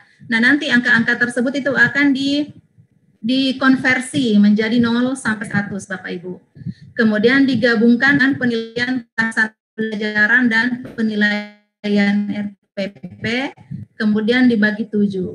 Nah, jadi di sini pembobotannya itu misalnya Bapak Ibu mendapatkan skor 80 di RPP dan PP pelaksanaan pembelajaran, itu dikali 6, sementara nilai portofolionya itu cuma 1 bagian. Nanti semuanya dibagi 7. Jadi walaupun ada nilai portofolio tapi sebenarnya dia tidak terlalu mempengaruhi skor, tapi harus ada, karena kalau misalnya Bapak Ibu mendapatkan nilai minimal di sini, ini akan sangat membantu untuk kelulusan Bapak Ibu supaya nilai yang melewati standar atau rentan nilai yang diharapkan untuk lulus. Oke. Untuk penilaian portofolio saya kira seperti itu Bapak Ibu. Apakah Bapak Ibu mau bertanya dulu sebelum kita lanjut ke penilaian selanjutnya di UKIN? Silakan Ibu Andi Faida, saya kembalikan ke Ibu Andi Faida. Baik, terima kasih Ibu Nunung atas pemaparan yang sangat lengkap terkait dengan proses penilaian ujian UKM PPG UKIN. Baik, Bapak dan Ibu ada yang ingin saya Bu tanya? Silakan Pak Ali Safaat. Silakan Pak. Terima kasih Bu Dr. Faida. Oke, Ibu Nunung yang terhormat, terima kasih banyak. Ini yang mau saya tanyakan adalah untuk penelitian dan publikasi. Ya, kebetulan saya ini adalah jurnalis sekolah, Pak, Ibu. Jadi jurnalis sekolah dan saya biasanya ngirim berita itu di web resmi namanya PWMU miliknya Muhammadiyah Jawa Timur, dan di situ insya Allah sudah banyak sekali tulisan saya dan ada salah satu tulisan saya yang dibaca hampir 14.000 orang. Itu tapi tentang sekolah saya, yaitu tentang apa ya? Jadi kebetulan di sekolah saya itu yang diterima di SNMPTN itu banyak sekali, seperti di IPB hampir naik 100% dan sebagainya. Apakah itu bisa digunakan sebagai bagian dari publikasi atau penelitian, Ibu? Dan mungkin yang lain juga, jadi maksudnya saya punya tulisan selain itu ada tulisan yang lain yang banyak sekali. Terima kasih. Wassalamualaikum warahmatullahi wabarakatuh. Waalaikumsalam. Ya, itu bisa diklaim Pak Ali. Jadi itu bisa masuk di penulisan di blog resmi ya ini. Ya, di web resmi bawahnya, web resmi milik Muhammadiyah Jawa Timur. Web resmi Muhammadiyah itu bisa mendapatkan ya. Iya, itu nanti bisa diklaim Pak Ali, dia mendapatkan skor 1. Bisa. Karena itu kalau untuk sekolah itu kan pasti berhubungan dengan dunia pendidikan. Ya, Pak Ali. Nggih. Apakah nanti berarti tak pilih nggih yang berhubungan dengan pendidikan? Tapi karena memang berhubungan dengan sekolah saya, otomatis semuanya berhubungan dengan pendidikan. Ya. Makasih Bu Nunung. Makasih Bu Nunung. Semuanya berhubungan dengan pendidikan pastinya kalau tentang sekolah. Oke, Pak. Siap. Jadi Pak Ali sudah ada ya, sudah ada portofolio yang bisa diklaim. Tapi yang tulisan yang 2018 bulan Juli ya Pak, di atas itu tidak bisa. Siap. Ada lagi Bapak Ibu silakan. Saya Bu. Ya silakan. Bu, mari silakan Bu. Siapa ini? Ya silakan Bu Irsra. Bu Isra ya, silakan Bu Isra. Bu Isra ya. Baik, terima kasih Bu Nunung. Assalamualaikum warahmatullahi wabarakatuh. Waalaikumsalam. Terkait terima kasih pemaparannya Bu Nunung, menarik sekali dan sangat bermanfaat khususnya kami untuk mempersiapkan segala sesuatunya terkait dengan UIN. Baik Bu, langsung saja sehubungan dengan jurnal ini yang ingin saya tanyakan, apa bukti berupa misalnya jurnal internasional yang pernah saya masukkan, apakah bisa berupa link atau bentuk fisiknya atau bagaimana Bu pembuktiannya? Iya, itu. Halo?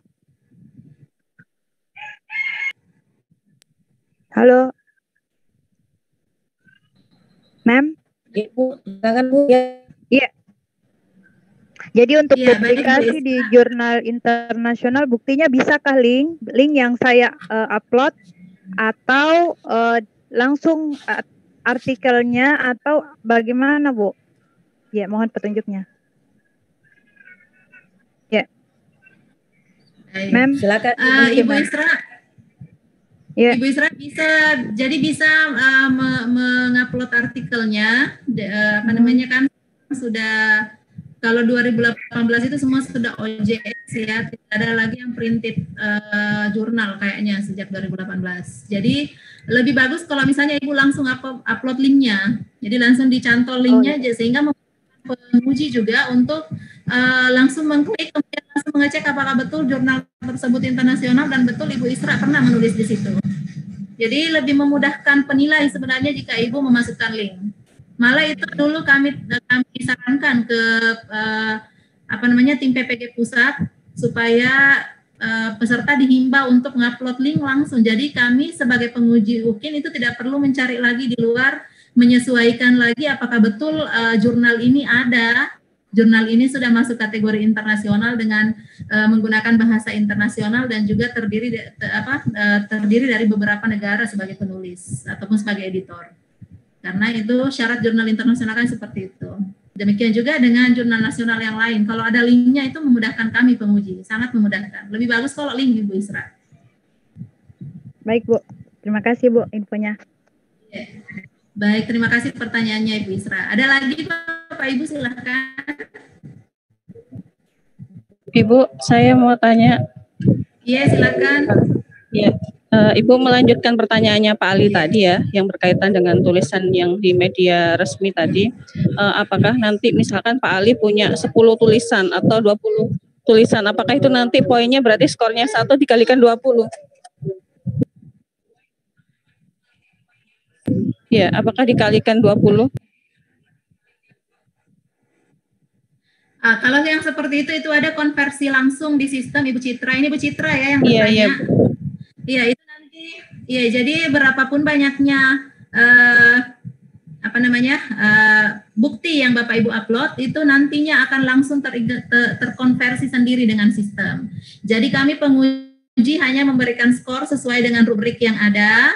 Kemudian dia nanti akan terkonversi langsung di sistem, Bu. Jadi bukan kami penilai tidak tahu apakah dikalikan berapa, tapi dia langsung terkonversi nanti. Dikonversi dari 0 sampai 100. Seperti itu, Bu Citra. Iya, Bu. Terima kasih.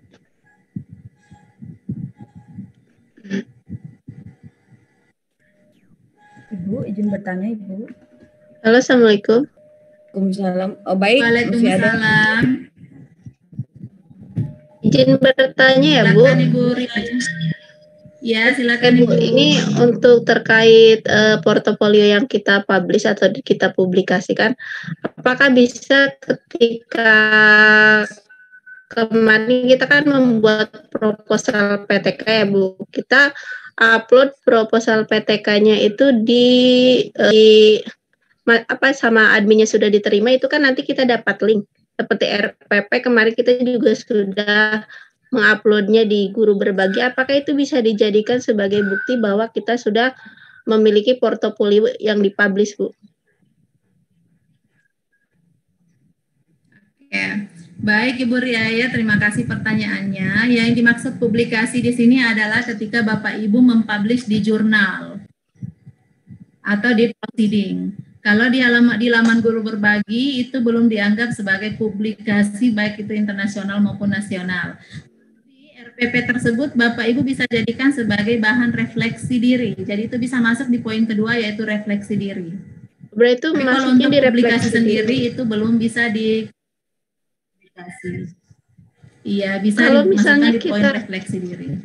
Yang PTK-nya itu ya yang melakukan penelitian karena menganggap PTK kan diawali dengan identifikasi masalah kan? Iya. Berarti masuknya ke refleksi diri ya, Bu? Silakan Bu Riaya. Iya, terima kasih, Bu. Iya. Oke, Bu. Baik, permisi Ibu, mohon izin bertanya. Ada lagi? Halo. Silakan. Saya Ibu, mohon izin bertanya Ibu. Ya, silakan Pak.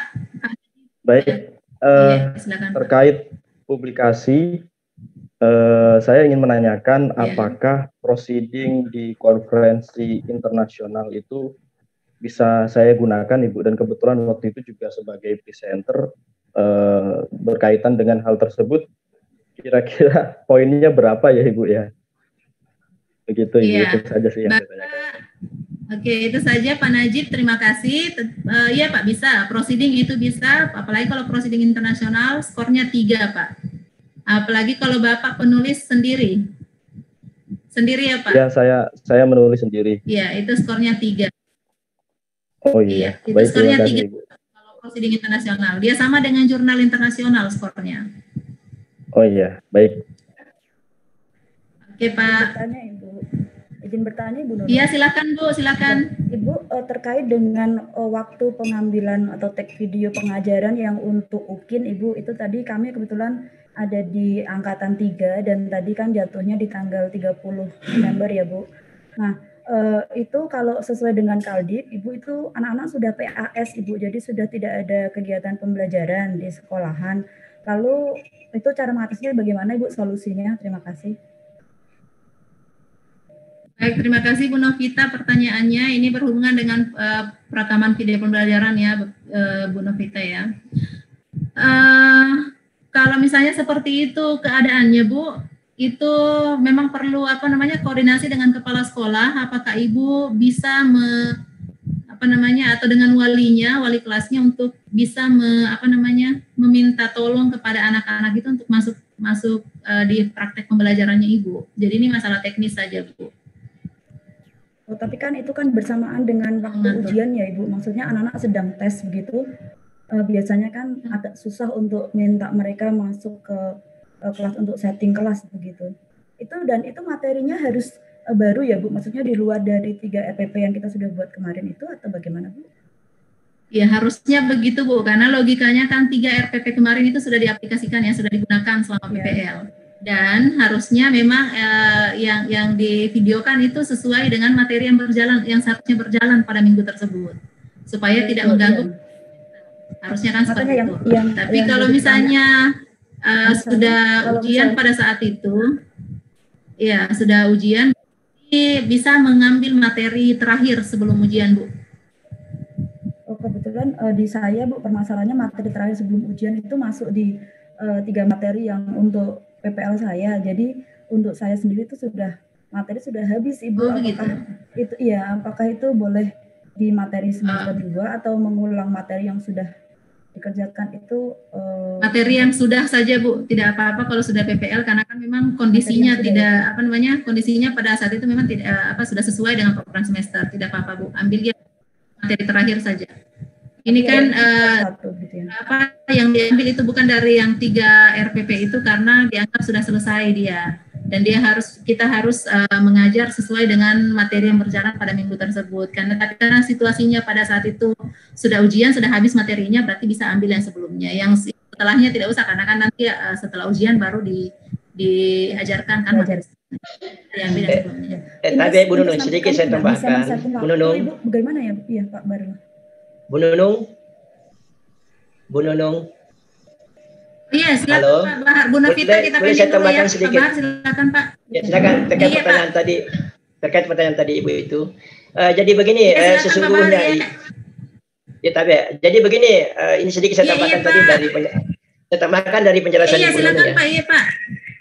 Jadi begini, terkait tadi pertanyaan Ibu itu, jadi sesungguhnya terkait dengan uji kinerjanya nanti itu boleh Ibu membuat rekaman atau membuat RPP lain selain dari 3 RPP itu sebagai bahan untuk diujikan, boleh. Seperti itu penyampaian kemarin di kesepakatan di LPTK. Jadi boleh yang menjadi bahan uji kinerja nanti itu boleh mengambil di luar dari 3 RPP yang telah dibuat. Boleh, kalau misalnya memang ada yang mau membuat silakan. Tapi kalau Anda mau menggunakan salah satu dari 3 RPP itu silakan juga. Begitu Bu Nunung. Jadi boleh membuat boleh di luar ketiga RPP-nya itu Bu, boleh. Ya, bisa didiskusikan dengan Rupamong dan DPL-nya Bu. Kan untuk Nah, sebenarnya kalau yang tahun-tahun lalu itu fleksibel, disesuaikan dengan guru pamong dan DPL juga di sekolah tempat tempat UKIN-nya nanti. Jadi sebenarnya materi fleksibel. Apalagi dengan kasusnya Bu Novita yang seperti tadi, itu fleksibilitas materinya sangat besar, Bu. Nah, untuk yang lain, seperti yang disampaikan Pak Baharullah tadi, silakan didiskusikan dengan guru pamong dan DPL-nya masing-masing, mau mengambil materi yang mana nanti untuk video praktek pembelajaran. Cuman, itu tadi, kalau misalnya Bapak Ibu di sekolahnya fleksibel juga, boleh misalnya mengambil materi selain di minggu yang berjalan, itu silahkan Bapak Ibu. Tapi ya, in case nanti di kasus saya itu in case dari pihak sekolah tidak mengizinkan, maksudnya karena anak-anak sedang tes ya Bu, misal tidak mengizinkan untuk saya dalam tanda kutip mengganggu anak-anak yang sedang ujian itu untuk setting kelas begitu, apakah memungkinkan semisal nanti bisanya mungkin di akhir pekan ketika anak-anak tidak ada pelajaran di hari Sabtu begitu, kemudian itu baru di setting kelas, tetapi itu keluar dari jadwal, bagaimana Ibu? Ya, betul, karena harus mengambil perekaman itu videonya tahap 17 dan 18 kalau tahap 1. Ibu tahap berapa? Tahap 3 ya? Saya tahap 3 Ibu, jadi Desember ya. November akhir, maaf. November akhir. Ibu mengajarnya luring atau daring, Bu? Saya daring, Ibu. Daring. Ujiannya itu dari jam berapa ke jam berapa? Kalau misalnya anak-anak itu kan bisa diambil sore. Tanggal 23 itu sudah mulai PAS, Ibu. Tanggal 23 biasanya dari pagi sampai sekitar jam 12 mungkin anak-anak ujian, tetapi khawatir saya, ini saya belum mencoba ya Bu, ini kan kita invest aja. Khawatirnya biasanya kalau di selama tes itu anak-anak memang tidak diberikan kegiatan tambahan. Coba dikoordinasikan dulu dengan sekolahnya Bu, apakah bisa dilaksanakan sore? Begitu ya. Coba dikoordinasikan dengan sekolah Bu, apalagi ini kan cuma 1 hari ya, dan ini juga demi pengembangan profesinya Ibu. Jadi coba dikoordinasikan lagi dengan kepala sekolah, apakah boleh meminta waktunya peserta didik itu pada sore hari misalnya. Ya, baik Ibu. Karena tidak boleh di luar dari jadwal tersebut Bu, dan juga untuk menggunakan siswa imajiner itu harus ada keadaan yang kriteria khusus. Iya. Jadi didiskusikan lagi coba Bu, mudah-mudahan. Oke, baik, terima kasih Bu Novita. Silakan Bapak Ibu kalau masih ada, sebelum kita lanjut ke pelaksanaan pembelajaran dan RPP. Mohon izin Bu, saya izin bertanya. Ya, silakan Pak Himni.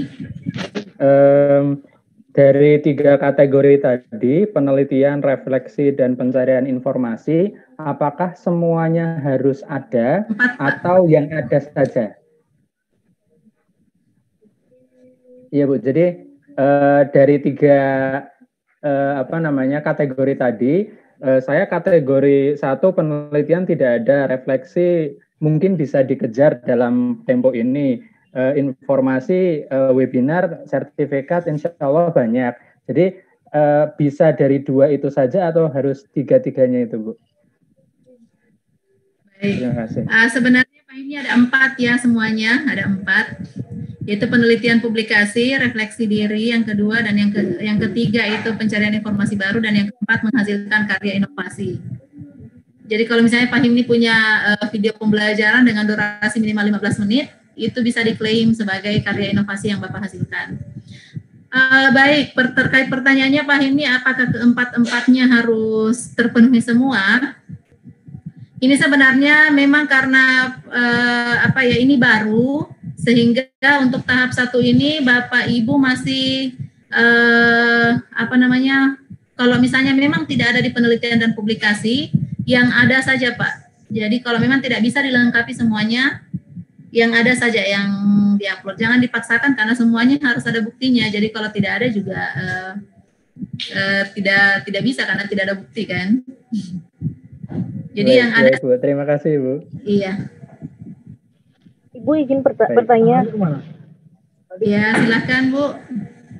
Ya, Assalamualaikum. Terima kasih Bu Nunung atas kesempatannya. Yang pertama yang akan saya tanyakan adalah terkait dengan tadi tulisan ya Bu yang bisa di-upload di web resmi. Misalnya web resminya itu web sekolah, apakah itu boleh? Itu yang pertama. Kemudian yang kedua terkait dengan sertifikat, apakah kan ada sertifikat yang tidak ada jamnya ya Bu, ada yang 32 jam, tetapi ada juga yang tidak ada jamnya. Nah yang tidak ada jamnya itu nanti terhitungnya scoringnya bagaimana? Kemudian yang ketiga, untuk yang tadi video praktek, berarti video praktek yang sudah kita buat bisa kita edit kembali, durasinya sampai 15 menit, kemudian kita upload di YouTube, itu bisa kita klaim ya Bu ya? Itu saja Bu dari saya, terima kasih.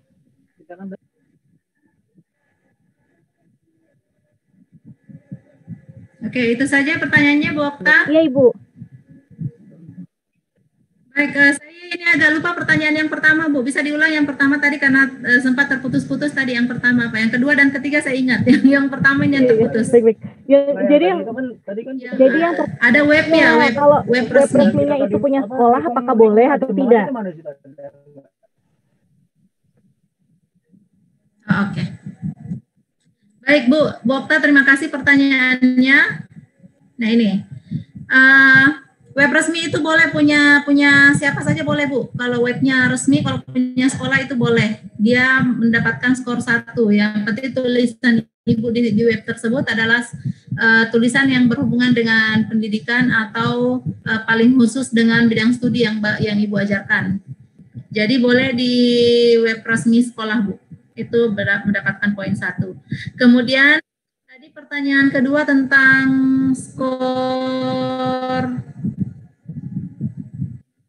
yang tidak memiliki jam ya. Sertifikat yang tidak memiliki jam. Nah itu untuk yang biasanya ada jamnya itu kan yang diklat ya. Itu biasanya ada jamnya yang tertera di sertifikat. Tapi kalau lokakarya atau seminar atau konferensi itu biasanya tidak ada. Lokakarya juga biasa ada, tapi biasa juga tidak ada. Apalagi kalau seminar dan konferensi itu biasanya tidak ada jam, hanya mengatakan 1 atau 2 hari biasanya. Nah itu ada poinnya juga Bu. Kalau misalnya dia tarafnya internasional dan Ibu sebagai pembicara, maka itu skornya 1. Jadi semuanya walaupun tidak ada jamnya, Bu Okta tetap ada skornya. Yang diklat itu yang harus ada jamnya. Baik Ibu, terus yang pertanyaan ketiga Bu. Iya. Yang mana lagi tuh saya lupa. Oh yang video ya, yang video praktek. Yang video ya, betul. Ya, iya. Jadi video praktek pembelajaran yang asinkron itu lebih bagus Bu. Yang asinkron lebih bagus kalau Ibu punya video praktek pembelajaran asinkron.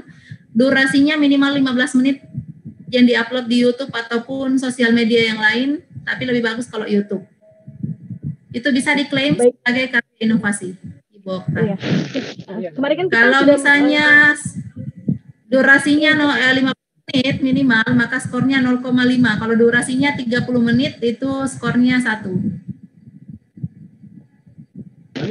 Berarti bisa ya Bu ya, oke. Kemudian saya mau nanya lagi Bu, satu lagi. Tadi kan ada paket kegiatan guru. Kebetulan saya masuk dalam tim pengembangan kurikulum, tetapi bukti ya itu ada berupa bukti begitu ya, SK bisa untuk punya SK. Nah itu ya oke bisa SK itu. Kemudian ya, untuk paket kegiatan guru itu satu paket itu minimal 3 jam pertemuan. Baik Ibu, minimal 3 pertemuan Bu. Jadi kalau misalnya ada paket kegiatan guru yang di bawah 3 jam itu tidak bisa diklaim. Tapi kalau dia minimal 3 jam itu poinnya 0,35. Begitu ya Bu Okta. Ada lagi Bu Okta? Ya baik Bu. Berarti buktinya itu berupa SK saja, tidak apa-apa ya Bu ya? Iya, bisa berupa SK Bu. Oke, baik. Terima kasih Ibu. Oke, sama-sama Bu Okta. Silakan Bapak Ibu. Kalau misalnya ada yang mau ditanyakan lagi juga yang sekarang ini misalnya Bapak Ibu belum ada pertanyaan tapi ada nanti yang mau ditanyakan, silakan hubungi saya via WA Bu, bisa Bapak Ibu. Jadi kalau misalnya untuk sementara ini belum ada pertanyaan, tapi ketika penyusunan atau penginputan portofolionya ada yang bertanyakan, silakan hubungi saya via WA.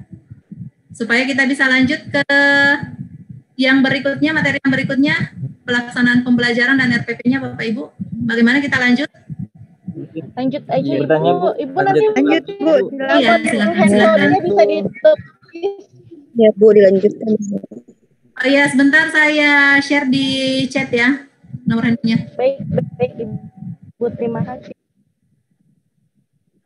Oke, tadi ada pertanyaan terakhir. Tadi siapa ya? Tadi ada yang saya dengar ingin bertanya terakhir.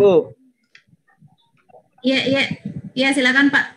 Berarti untuk seminar ataupun misalkan workshop tuh Bu, sekolah, itu berarti bisa bukti fisiknya itu surat tugas.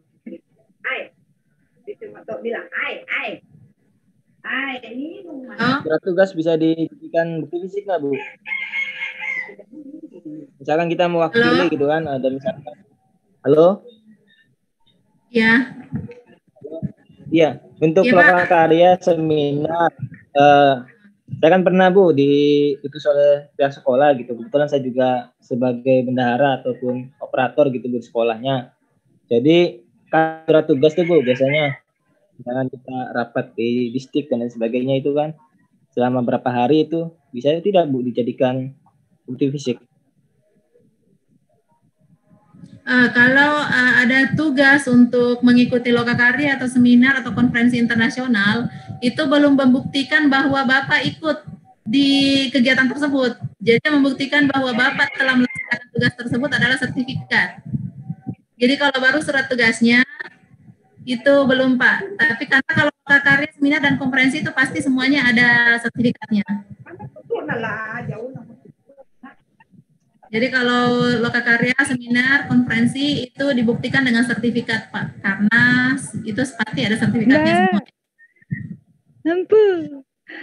Itu ya Pak. Baik Bu. Ya Pak, karena kalau surat tugasnya bisa saja Bapak tidak pergi ke konferensinya. Ditugaskan tapi tidak pergi. Tapi kalau sudah ada sertifikat itu sudah meyakinkan bahwa Bapak mengikuti konferensinya. Begitu ya Pak ya? Begitu ya Pak. Oke Pak, jadi kita lanjut ke yang berikutnya ya Bapak Ibu ya. Oke, kita ke pelaksanaan pembelajaran dan RPP sekarang Bapak Ibu. Ini sebenarnya juga sudah saya jelaskan tadi, perekaman video praktek pembelajaran dan lain-lain itu sudah jelas sebenarnya semua tadi, bahwa Bapak Ibu melakukan perekaman video praktek pembelajaran dan kemudian diedit menjadi durasi 30 sampai 40 menit. Jadi yang akan saya jelaskan di sini lebih kepada apa yang menjadi poin penilaian dalam perekaman tersebut, supaya Bapak Ibu dalam mengedit nanti bisa memasukkan semua komponen tersebut dengan melihat rubrik penilaiannya. Ya, ini juga boleh, Bu. Saya share nanti ya Bapak Ibu ya.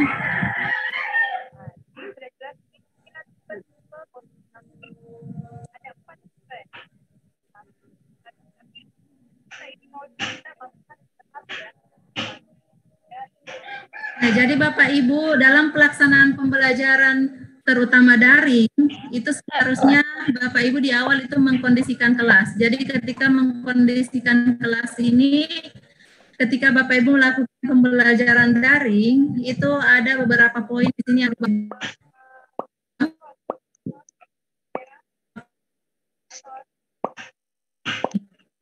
mengucapkan salam, itu sudah pasti, biasanya selalu dilakukan. Menanyakan kondisi siswa, kalau di Inggris misalnya, how are you doing, misalnya apa kabar anak-anak. Kemudian mengecek kehadiran, itu tidak harus mengabsen satu persatu ya, tidak harus mengabsen satu persatu, bisa dengan memberitahukan misalnya ketika Bapak melakukan pembelajaran daring, dengan misalnya mengatakan bahwa silakan isi absensi di Google Form, atau misalnya silakan tulis namanya di kolom chat supaya saya bisa lihat siapa saja yang hadir melalui kolom chat. Jadi tidak usah, supaya durasi tidak terlalu panjang. Kemudian yang daring juga, salah satu yang penting dilakukan dalam pembelajaran daring dalam rangka mengkondisikan kelas itu dengan menanyakan apakah gambar yang ditampilkan sudah jelas, apakah suara dari Bapak atau Ibu guru sudah jelas dengar oleh anak-anak atau peserta didik, itu semua kelas. Kalau misalnya semua hal tersebut Bapak Ibu lakukan, itu insya Allah akan mendapatkan poin baik sekali, 9 sampai 10. Nah, ini yang biasanya dilupakan oleh pembelajaran daring itu adalah menanyakan kejelasan suara atau gambar. Atau kalau misalnya Bapak Ibu melaksanakan pembelajaran luring, Bapak Ibu bisa mengkondisikan kelas dengan misalnya memastikan bahwa siswa Bapak Ibu telah mematuhi protokol kesehatan, memakai masker, mencuci tangan sebelum masuk, dan menjaga jarak. Ini juga salah satu hal yang bisa membuat poin Bapak dan Ibu tinggi. Bisa di 9 sampai 10. Kemudian memotivasi siswa supaya mereka terlihat antusias sepanjang kegiatan pembelajaran. Jadi memotivasi itu tidak harus di awal pembelajaran, tapi bisa dilakukan juga dalam kegiatan inti, misalnya.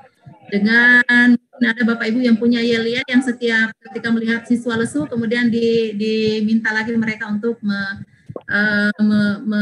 meneriakkan yel-yel tersebut. Jadi motivasinya ya salah satunya dengan yel-yel, dengan berbagai cara, dengan menjelaskan manfaat mempelajari materi tersebut, misalnya salah satu cara memotivasi siswa, dan bisa dilakukan di kegiatan awal, inti maupun di akhir. Jadi di akhir juga tidak menutup kemungkinan untuk memberikan motivasi kepada siswa. Sekalian beli muka air. Karena persepsi, Bapak Ibu. Jadi mengaitkan pengetahuan awal siswa dengan materi yang akan dipelajari. Pasti sudah tahu semua caranya melakukan persepsi, tinggal bentuknya yang berbeda. Ada yang memberi pertanyaan misalnya. Kemudian menyampaikan tujuan pembelajaran atau indikator pencapaian kompetensi IPK-nya. Jadi atau ya Bapak Ibu, jadi tidak usah dijelaskan dua-duanya karena ini bisa mengambil waktu yang banyak. Salah satunya saja apakah KTP-nya atau IPK-nya. Dan ini dijelaskan dilengkapi dengan tayangan PPT. Kemudian nah, ini guru menyampaikan pentingnya kompetensi yang akan dicapai, baik dari sudut pandang keilmuan, kehidupan, dan kehidupan. Nah, ini garis-garis besar kegiatan pembelajaran. Jadi di awal itu sebaiknya Bapak Ibu menyampaikan garis-garis besar kegiatan pembelajaran. Misalnya pada pertemuan ini kita akan melakukan A, B, C, D. Jadi jangan langsung setelah persepsi misalnya Bapak Ibu, baiklah, ada yang tahu apa itu caption? Hari ini kita akan belajar tentang caption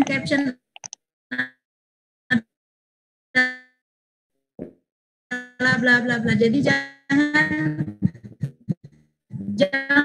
langsung masuk ke inti materinya, tapi jelaskan dulu bahwa hari ini kita akan melakukan belajar tentang caption kita temukan. Kemudian kita juga hari ini juga kita akan ada games tentang caption. Jadi dijelaskan dulu garis besar yang akan kita lakukan pada hari ini. Jadi tidak langsung masuk ke materi. Kalau semua itu Bapak Ibu lakukan, Bapak Ibu berada di rentang baik sekali, nilainya bisa 9 dan 10. Oke, mengecek kemampuan awal siswa. Jadi di sini bisa dengan prompting question atau ada pertanyaan awal yang Bapak Ibu berikan di akhir pembelajaran misalnya, bahwa misalnya di awal mereka tidak bisa menjawab pertanyaan tersebut, tapi setelah melalui proses pembelajaran selama 2 jam dan ditanyakan kembali di akhir pertanyaan yang sama dengan yang di awal, ternyata mereka bisa menjawab pertanyaan tersebut, berarti itu menandakan bahwa Bapak Ibu dalam proses pembelajaran kali ini. Dan ini penting adanya. Ini instrumennya akan saya share Bapak Ibu sebentar. Bisa Bapak Ibu catat. Nah, kalau ini pemahaman materi secara benar, ini apa namanya, tergantung Bapak Ibu pemahamannya terhadap. Jadi menyampaikan materi secara benar, mendemonstrasikan keterampilan secara benar, menunjukkan perilaku positif terhadap materi pembelajaran, menyajikan materi pembelajaran secara berurutan. Jadi ini bisa dilihat juga dari slide yang Bapak Ibu tunjukkan, apakah materi yang Bapak Ibu tampilkan sudah urut atau belum. terpadu, mengaitkan materi pembelajaran dengan kehidupan nyata. Jadi kalau memberikan contoh itu bisa yang ada hubungannya dengan kehidupan nyata mereka. Jangan misalnya Bapak Ibu mengajar di daerah terpencil, kemudian yang diberikan contoh adalah kalimat-kalimat tentang London, tentang mall-mall yang mungkin mereka siswa Bapak Ibu jarang untuk. Menyajikan menggunakan teknologi dalam pembelajaran. Jadi walaupun Bapak Ibu melakukan pembelajaran luring, tetap ada teknologi yang membantu Bapak Ibu dalam menyampaikan materi ajar. Kemudian pembelajarannya sesuai dengan sintaks model atau strategi yang Bapak Ibu pilih. Jadi kalau pembelajarannya scientific learning, discovery learning, maka harus sesuai sintaksnya. Dimulai dengan misalnya observasi masalah atau apa. Nah, ini yang sering terlupakan Bapak Ibu, melakukan assessment for and as learning. Jadi ketika Bapak Ibu meminta siswa untuk berdiskusi misalnya, itu jarang sekali terlihat bahwa Bapak Ibu melakukan penilaian sebagai pembelajaran. Jadi di video-video yang dikirimkan di tahap 1 itu, karena saya banyak di PPL di tahap 1 sebagai DPL, itu kurang nampak bahwa Bapak Ibu melakukan asesmen selama pembelajaran, proses pembelajaran, dan juga setelah proses pembelajaran. Kalau setelahnya itu sering muncul, tapi pada saat pembelajaran itu asesmennya sering sekali terlihat tidak ada. Kemudian di kegiatan penutup, membuat kesimpulan, melakukan evaluasi hasil belajar, melakukan refleksi, ini penting sekali Bapak Ibu, memberikan tugas tindak lanjut. Dan nah kalau ini bisa dituliskan refleksi diri yang Bapak Ibu lakukan selama proses pembelajaran. Ini sebenarnya kurang bisa terdeteksi secara nyata dalam video karena memang tidak pada tempatnya di situ. Ini juga yang melakukan refleksi diri ini banyak yang mempertanyakan kemarin karena memang tidak bisa ditampakkan di video. Tidak mungkin kita memberitahukan kepada siswa kita bahwa hari ini kelebihan ibu adalah kekurangan misalnya. Nah, ini yang perlu menjadi perhatian dari Bapak Ibu sekalian tentang kepribadian. Karena ini sesuatu yang baru di pelaksanaan pembelajaran. Tahun-tahun sebelumnya itu untuk kepribadian itu hanya ada 2 poin, tapi di angkatan kali ini, di tahun 2020 ini kepribadian banyak sekali poin-poinnya Bapak Ibu. Dimulai dengan poin A, mempesona. Jadi Bapak Ibu harus menjadi guru yang mempesona. Ciri-cirinya adalah Bapak Ibu menampilkan wajah yang ceria, jadi jangan flat. Kemarin ada yang mahasiswa bimbingan saya yang katanya kesulitan karena memang wajahnya seperti itu. Pak Armin, apakah ada di sini? Oke, menampilkan wajah yang ceria ya Bapak Ibu, selalu tersenyum mungkin. Itu hadir. Wajah yang ceria. Pak Armin gimana? Masih flat mukanya Pak Armin? Oke. Memberikan perhatian kepada siswa. Jadi kalau misalnya kelihatan ada siswa yang kasak kusuk di layar ataupun mungkin ketika pembelajaran luring itu jangan lupa Bapak Ibu untuk diberikan perhatian ada apa dengan mereka. Nah ini keserasian berbusana. Bapak Ibu yang melakukan pembelajaran daring itu kan biasanya seperti ini saja. Hanya duduk sananya Bapak Ibu itu sudah serasi atau tidak. Nah, jadi di sini saya sarankan walaupun Bapak Ibu melakukan pembelajaran daring, tapi bisa dengan misalnya Bapak Ibu melakukannya di sekolah daring, tapi menghadapi laptop dengan sesekali berdiri, misalnya ke sini. Anggaplah ini papan tulis atau apa, kemudian Ibu mungkin memberikan penjelasan ketika ada siswa yang bertanya melalui papan tulis tersebut. Jadi bisa sesekali berdiri, kemudian supaya penilai bisa melihat bahwa Bapak Ibu menampilkan keserasian dalam berbusana.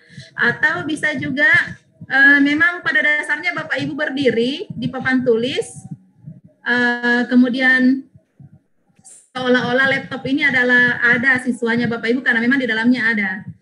Nah, itu bisa Bapak Ibu lakukan berbagai cara supaya semua yang menjadi komponen penilaian di instrumen ini bisa terakomodir dalam video yang Bapak Ibu kirimkan nanti, dalam video durasi 40 menit itu. Kemudian menginspirasi dan memotivasi. Kalau ini sendiri yang tahu caranya seperti apa yang bisa dianggap sebagai Bapak Ibu menginspirasi dan memotivasi. Kemudian berwibawa, bertutur kata yang santun dan artikulatif, terutama yang bahasa Inggris ini ya, pronunciation-nya, articulation-nya itu harus jelas semua Bapak Ibu. Salah satu contoh tutur kata yang santun Bapak Ibu, jangan kamu sebagai second addressee, sebagai cara untuk menyapa orang kedua. Jadi jangan mengatakan kamu kepada siswa Bapak Ibu karena itu dianggap contoh berbahasa yang kurang santun. Tapi sapa mereka dengan kata kalian atau langsung sebut namanya. Kemudian berperilaku disegani, berpenampilan diri yang tenang, objektif. Oke, kalau ada siswa yang bertanya ataupun menjawab, berikan tanggapan, menampilkan rasa percaya diri. Nah ini penuh panggilan jiwa juga ada Bapak Ibu. Menampilkan ekspresi antusias, mirip yang tadi berwajah ceria. Kalau ini saya tidak tahu apakah Bapak Ibu tulus ikhlas memberikan bantuan atau cuma karena dinilai sehingga membantu siswa. Nah ini di sini poinnya. Di sini poinnya subjektif ya Bapak Ibu ya. Karena kita tidak tahu Bapak Ibu tulus atau ikhlas atau tidak. Tulus, Bu. Kemudian samapta. Oh, tulus ya. Samapta ini biasanya ada di bahasa-bahasa militer ya Bapak Ibu. TNI, Polri ini selalu samapta, mereka berpenampilan bugar dan ini diadopsi ke pendidikan juga ternyata. Guru berpenampilan bugar, ramah, suka menolong, berempati. Nah, ini. Jadi poin kepribadiannya itu jauh lebih banyak Bapak Ibu dibanding poin-poin di kegiatan inti sampai kegiatan penutup tadi. Jadi kalau Bapak Ibu bisa memenangkan kepribadian, itu insya Allah poin di kegiatan inti sampai kegiatan penutup itu akan akan tertutupi dengan tingginya poin di kepribadian. Berarti di sini pemerintah kita sudah mulai mempertimbangkan bahwa ternyata kepribadian guru itu jauh lebih penting dalam rangka mengembangkan karakter siswa ya Bapak Ibu. Jadi ini untuk kegiatan pelaksanaan pembelajarannya. Jadi poin-poin ini yang akan dinilai oleh penguji Bapak Ibu nanti. Jadi sedapat mungkin tampilkan poin yang diinginkan atau yang menjadi tuntutan rubrik atau instrumen Bapak Ibu.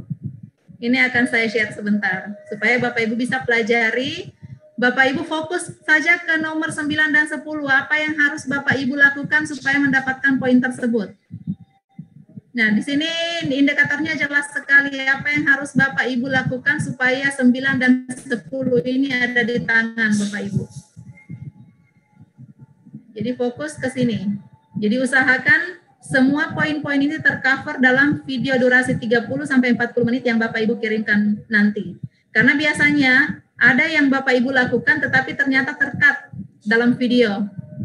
Nah, itu tentunya karena bukan real teaching yang kami nilai. Kami hanya menilai video. Jadi apapun yang ditampilkan oleh video itu yang akan penguji nilai.